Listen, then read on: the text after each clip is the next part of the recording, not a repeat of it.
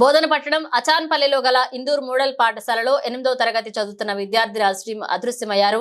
తల్లిదండ్రులు తెలిపిన వివరాల ప్రకారం మెస్రా మండలం కేంద్రానికి చెందిన బొంబాయి శేఖర్ విజయలక్ష్మి దంపతుల కుమారుడు సాయిరాం ఇందూర్ మోడల్ పాఠశాలలో చదువుతున్నాడు. శనివారం ఉదయం తెల్లవారుజామున విద్యార్థి తల్లిదండ్రులకు పాఠశాల యాజమాన్యం ఫోన్ చేసి తమ కుమారుడిని కనిపించడం లేదని తెలియచేయడంతో విద్యార్థి తల్లిదండ్రులు హుటాహుటిన పాఠశాలకు చేరుకున్నారు. అనంతరం ఇందూరు మోడల్ పాఠశాల ప్రిన్సిపల్ తో కలిసి బోధనపట్టణ పోలీస్ స్టేషన్ కు ఫిర్యాదు చేశారు.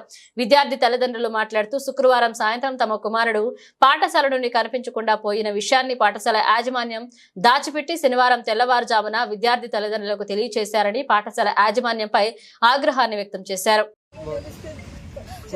చెప్పండి సార్, ప్లీజ్ మా బాబు మాకు కావాలా సార్. మాకు ఏంటంటే మాకు మోసరా సార్, నిజంగా ఇందూర్ హై స్కూల్ సార్. నాకు నా బాబు కావాలి సార్. ఇదైతే సార్ అసలు సరిగా పట్టించుకుంటలేరు సార్. ఇందూర్ మోడల్ స్కూల్లో ఏం రెస్పాన్స్ లేదు సార్. ప్లీజ్ సార్, నా బాబు నాకు కావాలని చెప్పి నేను బాగా చేస్తుంటా సార్.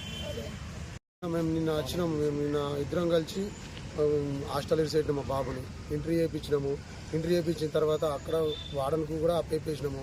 చేయించిన తర్వాత మేము వెళ్ళి వచ్చేసినాము సార్. వెళ్ళి వచ్చేసిన వాళ్ళే మరి మేము వచ్చేసిన వాళ్ళు మాకు ఏం ఫోన్లు వీళ్ళు ఏం చేయలేదు. మాకు పొద్దున ఫోన్ చేసిండు సార్.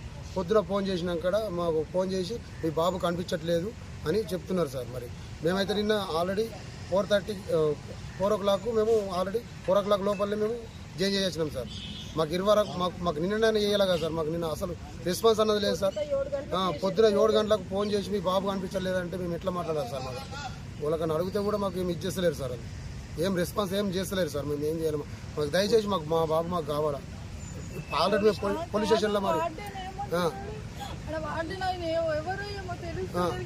మాకు మాత్రం మా బాబు మాకు కావాలి.